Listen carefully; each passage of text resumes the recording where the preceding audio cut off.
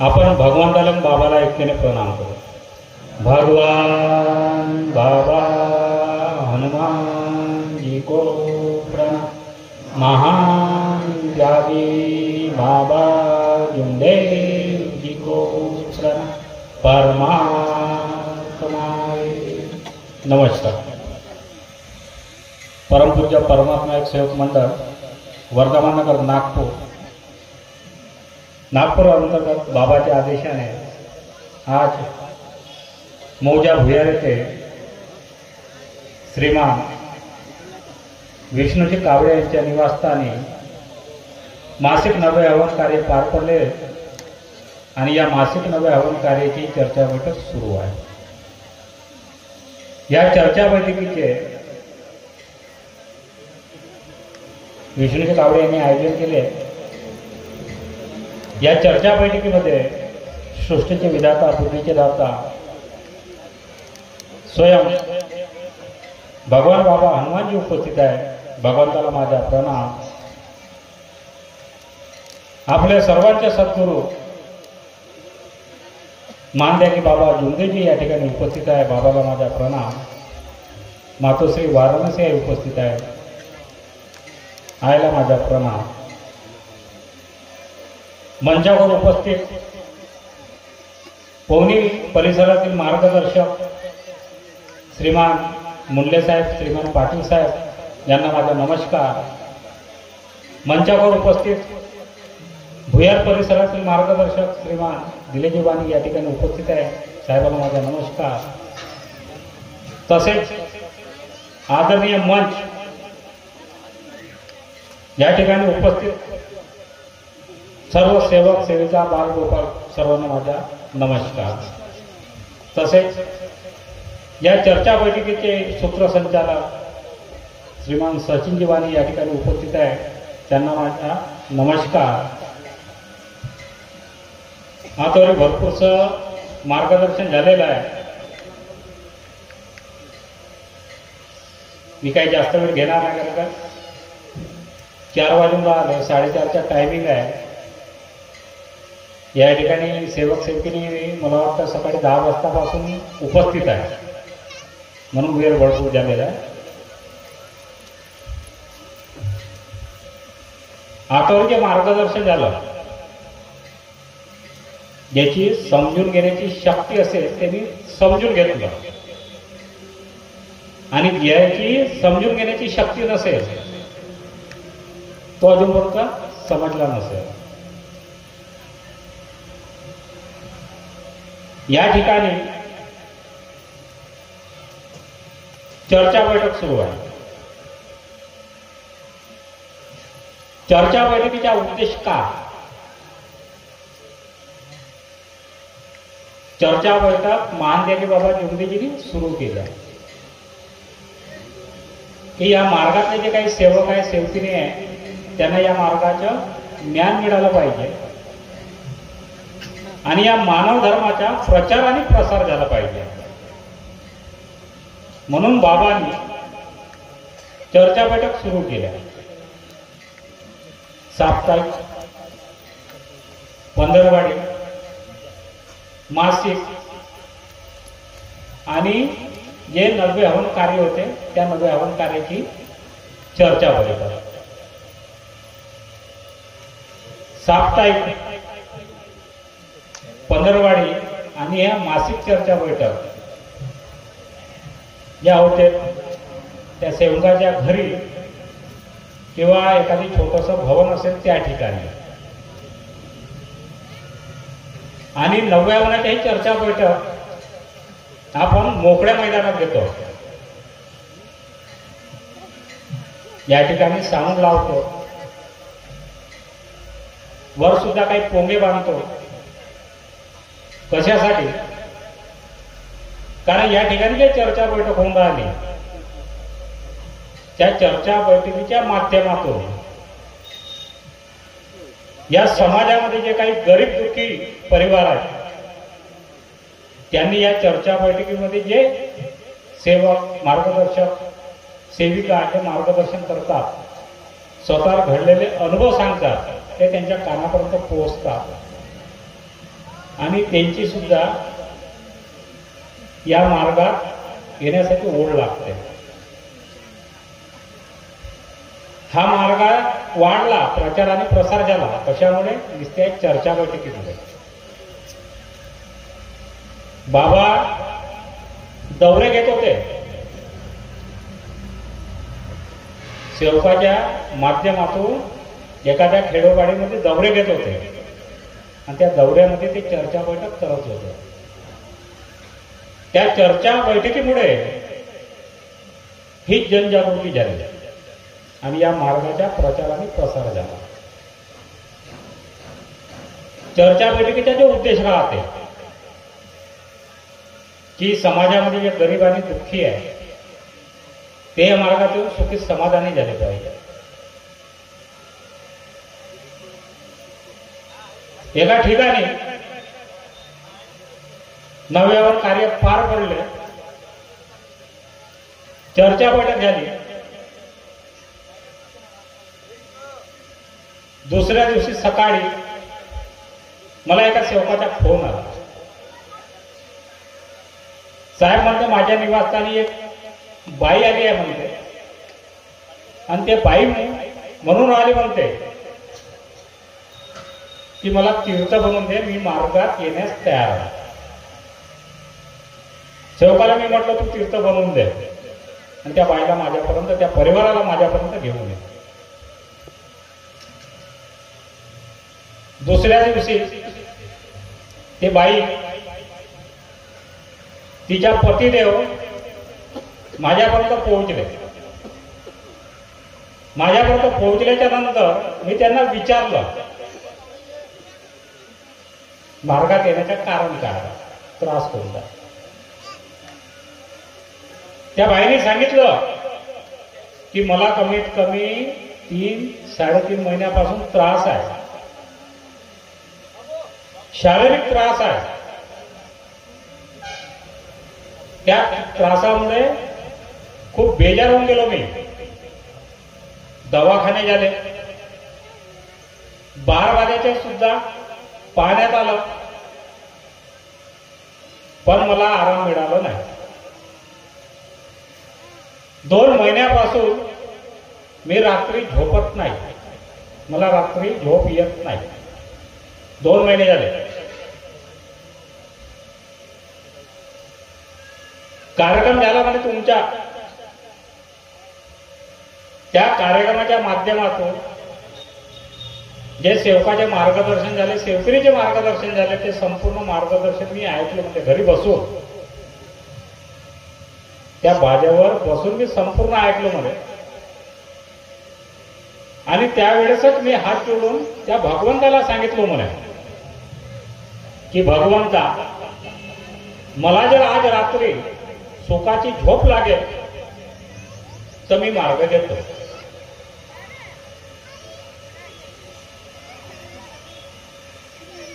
मला झोप लागली म्हणे. 2 महिने झोपलो नव्हतो म्हणे. तुमच्या कार्यक्रम झाला त्या रात्री मी व्यवस्थित झोपलो म्हणे, काही त्रास नाही म्हणे. सकाळी सेवकाच्या घरी गेलो, बापू मला तीर्थ बनवून दे, मी मार्ग घेण्यास तयार आहे. आणि ते माझ्यापर्यंत आले. मी त्यांना साफसफाई सांगितली, साफसफाई केली, कार्य केले. आज ते सेविका सुखी समाधानी आहे. बाबाचा जो उद्देश होता की या समाजामधून जे गरीब परिवार आहे, दुःखी परिवार आहे, शारीरिक व्याधीमुळे बेजार आहे, बाळबाधाच्या त्रासामुळे त्रस्त आहेत, ते परिवार सुद्धा या मार्गात आले पाहिजे, सुखी समाधानी झाले पाहिजे. म्हणून बाबांनी या चर्चा बैठकीला खूप महत्व दिलं आहे. चर्चा बैठकीच्या माध्यमातून आपल्याला ही जनजागृती करायची आहे. आपण प्रत्यक्ष जे दुःखी गरीब कुटुंब आहे त्या कुटुंबात आपण पोहोचू शकत नाही, घरोघरी आपण जाऊ शकत नाही. या मंचाच्या माध्यमातून, या मार्गदर्शनाच्या माध्यमातून आपल्याला त्या परिवाराला जागृत करायचे आहे आणि त्या जनजागृतीमुळे या मार्गाचा प्रचार आणि प्रसार झालेला आहे आणि सामोर सुद्धा होईल. भरपूरसे विषय आहेत, भरपूरसे आहेत. या समाजामध्ये आपण जसे दुःख भोगले, भरपूरसे परिवार या समाजामध्ये आहेत तर दुःखी आहे. या माहितीच्या माध्यमातून, या चर्चा बैठकीच्या माध्यमातून त्याला जागृत करायचे. माझ्या मते चर्चा बैठक विषय 2 आहेत. या नव्या आव्हानाची जी चर्चा बैठक राहते याचा विषय वेगळा, कारण हे ओपन साऊंड हे अनेकांपर्यंत आपला आवाज जाते आणि जे साप्ताहिक, पंधरवाडी आणि मासिक चर्चा बैठक आपण सेवकाच्या घरी किंवा एखाद्या भवनात घेतो, त्या ठिकाणी ज्यांचा साऊंड जरी असला तर तो साऊंड बाहेर जात नाही, आपल्या सेवकाच्या माध्यमातून तो साऊंड राहतो. आदरणीय मंच आणि या ठिकाणी उपस्थित सेवक आणि सेवकिनींना माझी एक नम्र विनंती आहे की हा जो माईक आहे हा मानव धर्माच्या प्रचार आणि प्रसारासाठी आहे. म्हणून आपल्याला जर योग भेटला आणि आपण जेव्हा हातात माईक घेतो त्यावेळेस भान ठेवून आपल्याला मार्गदर्शन करायचे आहे, काहीतरी भान ठेवून आपल्याला आपले अनुभव सांगायचे आहे. काही ठिकाणी पाहतो मी मानव धर्माचा प्रचार आणि प्रसार सोडून देतात आणि आपल्या सेवकाचे जे विषय आहेत ते सेवकाचे विषय या माईकवर घेतात. आपला कुटुंब आहे, आपला परिवार आहे, आपल्या परिवारामध्ये जरी कमी जास्त जरी झालं, आपल्या परिवारात कुठेतरी वादविवाद जरी झाला, आपण तो वादविवाद माईकवर सांगतो का? नाही सांगत आहे. एखाद्या सेवकानं असं केलं, एखाद्या सेवकीनं तसं केलं, आम्ही ते खूप सांगतो, हे चुकीचं आहे. हा माईक आहे, या माईकच्या माध्यमातून आपल्याला सेवकाला जागवायचं आहे आणि त्याचबरोबर जे समाजामध्ये गरीब दुखी परिवार आहे त्यांना सुद्धा आपल्याला जागवायचे आहे. मगाशी कोणीतरी म्हटलं आहे ग्यार साहेबांना, तर या मार्गाचा पायवा सेविका आहे. त्याच पद्धतीने या मार्गाचा पायवा सेवक सुद्धा आहे.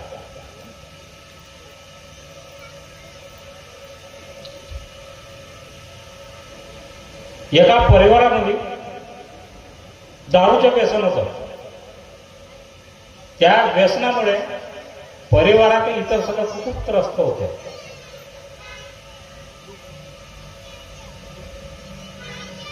परिवारातले सदस्य खूप त्रस्त होते, कारण व्यसन करते एक व्यक्ती, पण त्या एका व्यक्तीच्या व्यसनामुळे त्या कुटुंबात समजा इतर सदस्य त्यांना खूप त्रास होतो.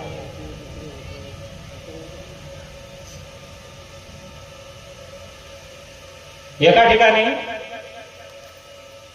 चर्चा बैठक सुरू होती. त्या चर्चा बैठकीच्या माध्यमातून एका सेविकेच्या मार्गदर्शनाच्या माध्यमातून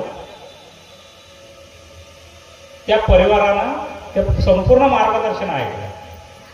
कारण सेविकेने जे मार्गदर्शन केलं का तिच्या घरी व्यसनामुळे दुःख होते आणि कोणत्या पद्धतीनं ते भगवत कार्य केलं आणि त्या परिवारातलं दुःख दूर झालं, म्हणजे त्या व्यक्तीचं व्यसन बंद झालं आणि त्या मार्गामध्ये समाविष्ट झालं. त्या बाईनं ऐकलं आणि आणि ते बाई घरीच मार्गदर्शकापर्यंत नाही पोहोचले, घरी त्या भगवंताला योग मागितला आणि त्या भगवंताने त्या सेविकाला त्या बाईला योग दिला आणि नवऱ्याचे व्यसन ऑटोमॅटिक सुटलं व्यसन. आणि व्यसन सुटल्याच्या नंतर तो परिवार त्या मार्गदर्शकापर्यंत गेला. मग भगवंत कुठे आहे? मराठीत म्हण आहे ना, तुझे आहे तुझ्यापाशी तू का भुलला असेल. आमच्याजवळ काय हे आम्ही विसरलो ना. बाबांनी जे शक्ती वाटून दिली आहे आणि सर्वांजवळ सारखी आहे. आता हे कावडी जी आहे, विष्णूची कावडे, त्यांनी सुरुवातीला तेवढं काही मार्गदर्शन नाही केलं, त्याच्या पत्नीनं केलं. ते सांगितलं की कान दुखत होता, मी रात्रीला फोन केला.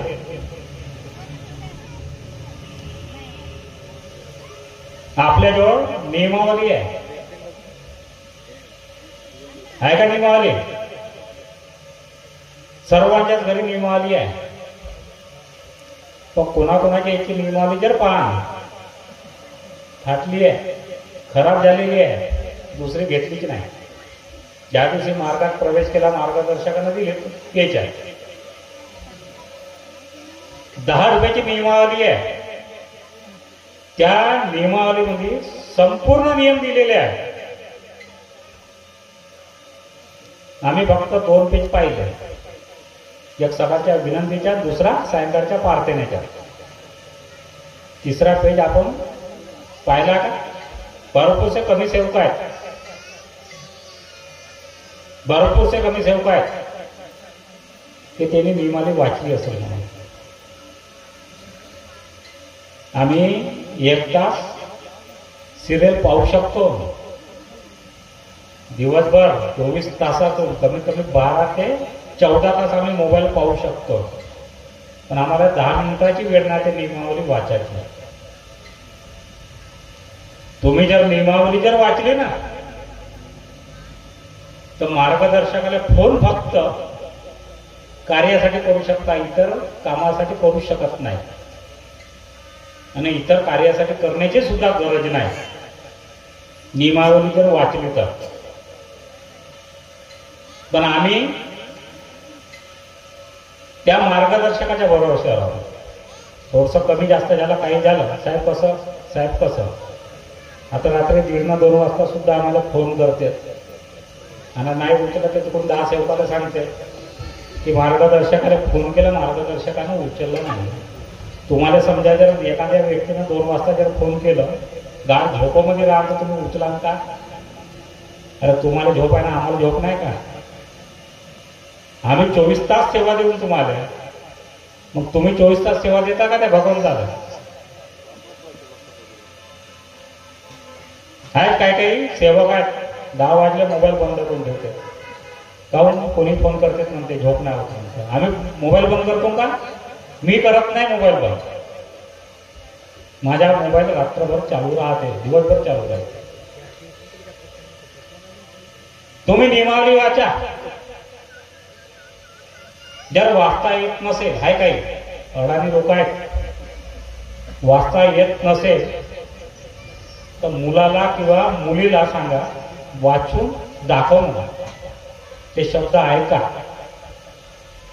तर खरंच मार्गदर्शकाला फक्त कार्यासाठी फोन करू शकता, इतर कार्यासाठी नाही. संपूर्ण या मार्गाचा सार त्या नियमावलीमध्ये आहे. पण आम्ही त्या नियमावलीकडे लक्ष देत नाही. हा तीर्थाचा विषय आहे. तीर्थ सेवक सेवकाला सांगतो, सेवकिनीला सांगतो, नाही काही झालं तर तीर्थ बनव. मग कितीच्या बनवायच्या हेही माहित नाही आम्हाला. आम्हाला तीर्थ कितीच्या बनवायच्या हे सुद्धा माहित नाही. एखाद्या सेवकिनीनं म्हणला बाई तीर्थ उतरता बनव. मग उतरता कसा? 21च्या बनव, 11च्या बनव आणि 7च्या बनव. नाही, नियमावलीमध्ये तर गेलाय 3, 7, 11, 21. नाही, तसा बनवायचा नाही, कारण का तो तीर्थ चढता होते. आता उतरता आणि चढता कोणी सांगितला? कोणी सांगितलं का? म्हणजे काही मंदिर आहे का तुमच्या जवळ काही उतरवायचं आणि चढवायचं? तीर्थ 3, 7, 11, 21 आहे. वेळे प्रसंगी काय म्हणते, तीर्थ जर बनवायचा असला तर वेळे प्रसंगी जेव्हा तुम्हाला आवश्यकता आहे तेव्हा. सकाळी काही सेवक तीर्थ बनवताना संध्याकाळी सुद्धा काही सेवक तीर्थ बनवतात दररोज. मग डॉक्टरला जेव्हा जाता 3 दिवसाची औषध देतात, 12 महिने ते औषध खाता का तुम्ही? नाही, कारण का औषध आपण जेव्हा घेतो तेव्हा गरज पडते त्यावेळेस. तुम्ही नियमावली जर वाचली तर तुम्ही चुकणार नाही. आता विषय आहे मांसाहार करणे. कार्य सुरू असले तर मांसाहार करता येत नाही. कार्य सुरू असले तर मांसाहार करता येत नाही. कोणी महान त्यागी बाबा जुंबीजीने सांगितलं का की कार्य सुरू असताना मांसाहार करू नये? अरे कार्य कोणते सुरू आहे तुमचे तेही महत्वाचे आहे ना. तुमचे साधे कार्य सुरू आहे का बंधनाचे कार्य सुरू आहे? साध्या कार्याला बंधन नाही. मग हे तुम्हाला कोण सांगणार आहे? मार्गदर्शक सांगते साध्या कार्यात बंधन आहे, तरी बाजूच्या सेवक बाजूची सेवकी म्हणते की नाही, साध्या कार्यामध्ये मांस मटण खाता येत नाही, मांसाहार करता येत नाही. दुपारी जर मांस मटण खाल्ली तर संध्याकाळी ज्योत लावता येत नाही, प्रार्थना करता येत नाही. कोण सांगते? नाही, जे आमच्या सेवक सांगते, आमची सेवकीने सांगते. मार्गदर्शकाला विचारलं का? नाही की काहून नाही? त्या सेवकीने सांगितलं, जुनी सेवकी नाही, तो सेवक जुना आहे. बाबाच्या शब्दाकडे लक्ष द्या. बाबाने काय म्हटलं होतं एका चर्चा बैठकीत? बाबाचे शब्द आहे की मी सेवकाला 40 वर्ष शिकवलं पण सेवक शिकू शकला नाही. काहून बाबांना म्हटलं असं? म्हणजे बाबाच्या लक्षात आलं ना की मी सेवकाला शिकवलं पण सेवक शिकू शकले नाही. बाबाच्या हयातीपासून तुम्ही या मार्गाचा इतिहास काढा. बाबाच्या हयातीपासून या मार्गाचा इतिहास काढा तर भरपूरसे तुमच्या लक्षात येईल. सुरुवातीला विनंती नव्हती, प्रार्थना नव्हती. सुरुवातीला या मार्गामध्ये विनंती नव्हती, प्रार्थना नव्हती. हे तत्वशब्द नियमली नव्हते. कालांतराने बाबाने परिस्थिती पाहून हे तयार केले आहे. कारण बाबाच्या हयातीतल्या सेवकांना मला सांगितलं आहे की ज्या दिवशी आम्ही मार्ग घेतला विनंती नव्हती, प्रार्थना नव्हती. मग तुम्ही का करा? दिवा अगरबत्ती कापूर लावून म्हणे, हात जोडले का भगवंताला सांगून म्हणे की भगवंता, मी माझ्या कर्माने चुकलो, याची मला क्षमा द्या आणि आलेलं दुःख दूर करा. बस झालं म्हणे. सकाळ आणि संध्याकाळ तेच शब्द,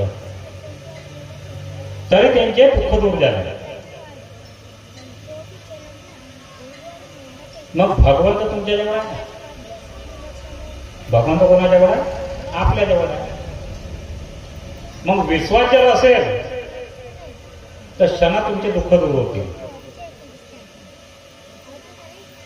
नाही तर आहेत 4-4, 5-5 वर्ष झाले, 10-10 वर्ष झाले, साधे कार्य घडून राहिले, परंतु कुटुंबातले दुःख दूर झालेले नाही. कारण आमचा विश्वासच नाही भगवंता.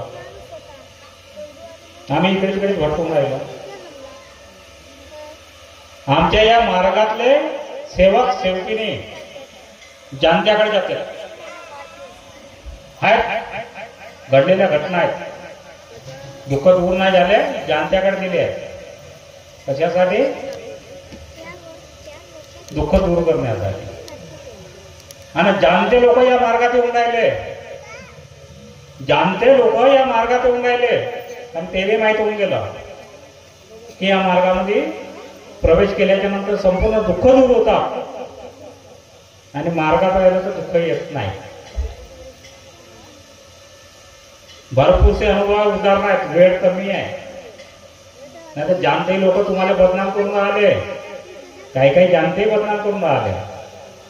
अनेक वेळा त्याच्याकडे जर गेला का म्हणते, तुझ्या घराजवळ जो मार्गवाला आहे त्यानं करणी केली आहे म्हणते.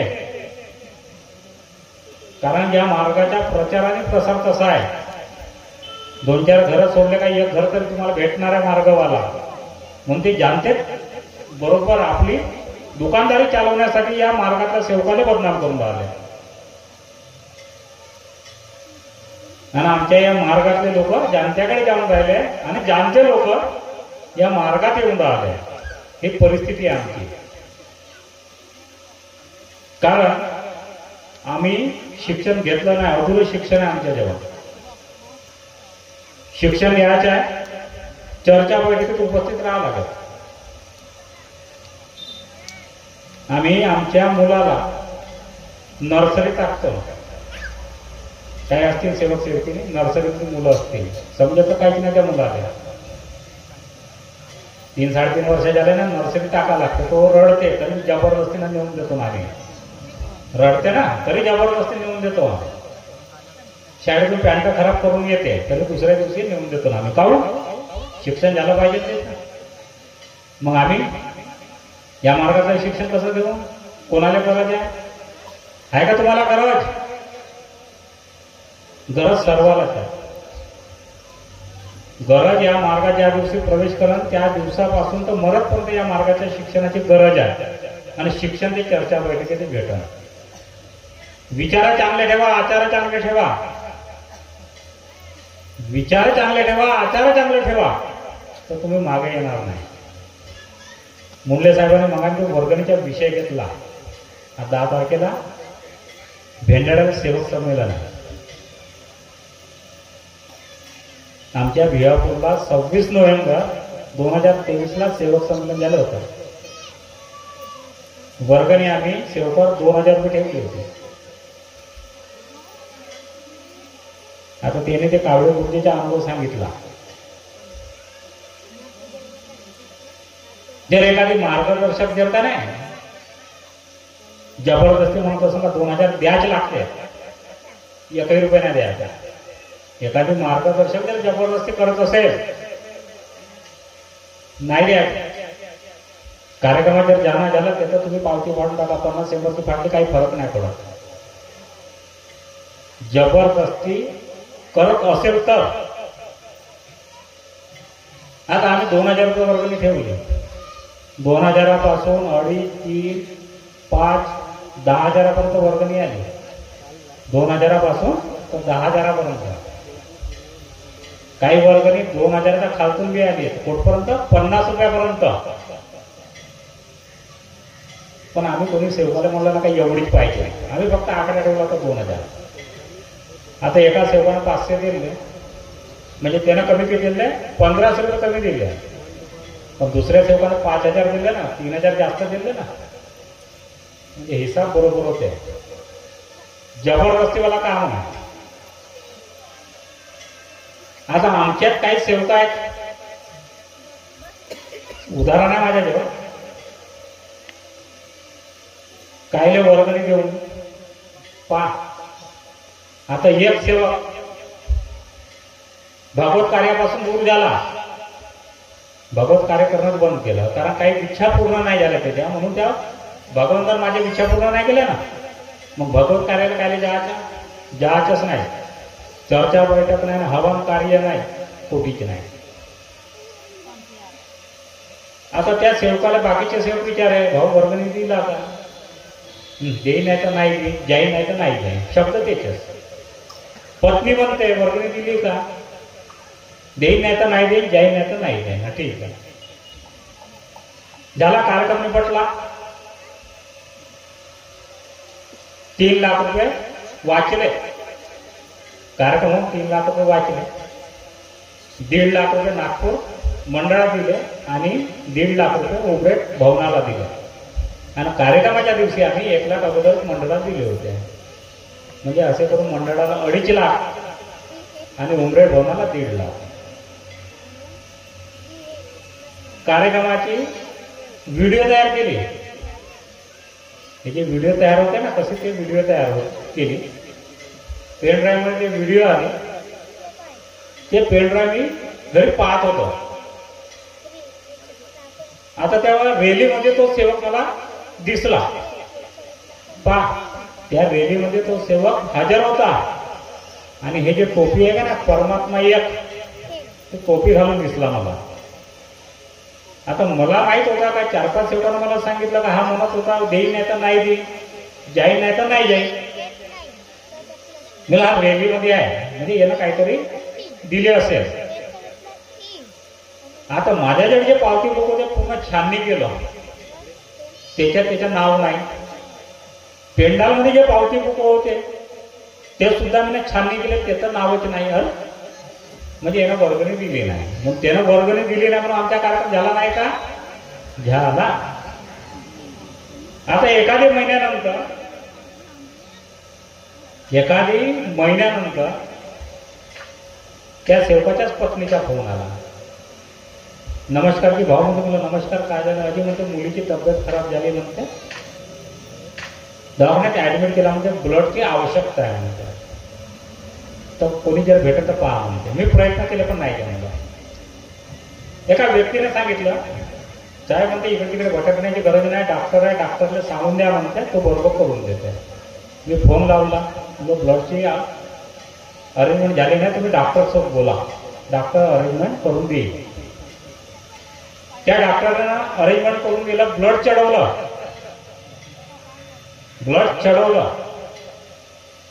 2-4 दिवस ऍडमिट ठेवलं, वापस घरी आणलं. अजून 2-4 दिवसांना फोन आला. अजी म्हणते दवाखान्यात ऍडमिट केले, ब्लड चढवा लागते. अरे त्या दिवशी चढवलं ना अजून चढवा लागते. तुमच्या आता काही चुका रुला झाल्या असतील, योग मागा, भगवंताला क्षमा मागा, तर भगवंत दुःख दूर करेल. 2-3 वेळा दवाखान्यात ऍडमिट केलं, ब्लड चढवलं ब्लड. आता आमची मॅडम मार्केटमध्ये गेली, सेवकीन भेटली, चाला ना घराघर चाय पिऊन. आता नेलं घरी, चाय पाजला, चाय पाचता विषय काढला सेवकीने. का म्हणते की मुलीची प्रकृती खराब झाली. डॉक्टरला आम्ही 76 नोटा मोडून दिल्या. किती? 76 500च्या. म्हणजे किती झाल्या? 38,000. 38,000 आम्ही डॉक्टरला मोजून दिल्या म्हणते. बाकी खर्च वेगळा. आणि सेवक संघटना आम्ही 2,000 रुपये देऊ शकलो नाही म्हणते. किती? 2,000. अरे 2,000 आम्ही ठेवला का आकडा? तुम्ही 200 जरी दिले असत्या, 100 जरी दिले असतात, काही फरक नव्हता. निश्चयानुसार आम्ही गणपतीला 200 रुपये वर्गणी देतो. आणि आमची कोजागिरी जर असली तर आम्ही 50 रुपये देतो. साहेब बरोबर आहे? मुंडे साहेब, कोजागिरी जर असली आमची तर आम्ही 50 रुपये वर्गणी देतो. आणि गणपती जर असला का नाही, सेवक 200 रुपये देतो, मुलगा 200 देतो, सेवकीला 100 रुपये काढून देते. आणि विसर्जनाच्या दिवशी मस्त नाचते. घडलेल्या घटना आहे, सत्य घटना आहे. काहून? अरे 12 महिने आपले कार्यक्रम राहते ना. आम्ही 12 महिने कार्यक्रम करतो ना. 3 एप्रिल कोजागिरी, सेवक संमेलन, 12 महिने 12 कार्यक्रम करतो. गणपती वर्षातून 1 वेळा येते ना. शारदा देवी किती वेळा येते? 1 वेळा. दुर्गा देवी 1 वेळा. आहेत आमच्या सेवकीने. विसर्जनामध्ये जाऊन सहभाग येते, नाचतात. आणि आमची चर्चा बैठक ज्या घराच्या बाजूला राहील ना, तर आमची टीव्ही सुरू राहते. स्टार प्लस चालू राहते. 1 घंटा आम्ही उठत नाही. जाऊ द्या ना, चर्चा करते दररोजचीच आहे. कर्म तुम्हाला करायचे आहे आणि सर्व तुमच्या हातात आहे. मार्गदर्शक काही करू शकत नाही. आम्ही तुमचे कर्म घडून देऊ शकत नाही. आमचे कर्म आम्हालाच घडवा लागते. तुम्ही तुमचे कर्म घडवा. नियमावली वाचा. चर्चा बैठक जी आहे त्या चर्चा बैठकीत सहकुटुंब सहपरिवार सहभाग घ्या. लग्नाला जातो ना आम्ही सहकुटुंब सहपरिवार, म्हणून भागवत कार्याला सहकुटुंब सहपरिवार जा. तुमची आणि तुमच्या परिवाराची जर सुधारणा करायची असेल तर भगवत कार्य महत्वाचे आहे. चर्चा बैठक महत्वाचे आहे. वेळ जर भेटत नसेल, मोबाईल आहे तुमच्या सर्वच्या ऑनलाईन मोबाईल आहे, यूट्यूब आहे. यूट्यूबच्या माध्यमातून बाबाचे मार्गदर्शन आहे. काही भगवत कार्याचे मार्गदर्शक जे मार्गदर्शन त्याचे सुद्धा यूट्यूबवर मार्गदर्शन येते, ते ऐका. स्वतःची सुधारणा स्वतः करा. वेळ संपलेली आहे. 4:30 झाले म्हणून माझी वेळ संपलेली आहे. समोर भगवंताने योग दिला. या तुम्ही आमच्या विहापूरला मासिक चर्चा बैठक राहते महिन्याच्या पहिल्या शनिवारी दुपारी 1 ते 4 पर्यंत जिचकार सभागृह येते. वेळ काढा, वेळात वेळ काढा, पण या. प्रपंच करून परमार्थ साध्य करा, प्रपंचाचे कार्य करा. या ठिकाणी मी माझे शब्द थांबवतो. सर्वांना माझा नमस्कार. भूक लागली का? वेळात होत जास्त वेळ झाला ना चाय पिला, म्हणून अजून एक वेळा थोडंसं शरीरात ऊर्जा आली पाहिजे, म्हणून त्याच्यासाठी नमस्कार आवश्यक आहे. म्हणून नमस्कार. हा, आता ऊर्जा वाढली तुमची.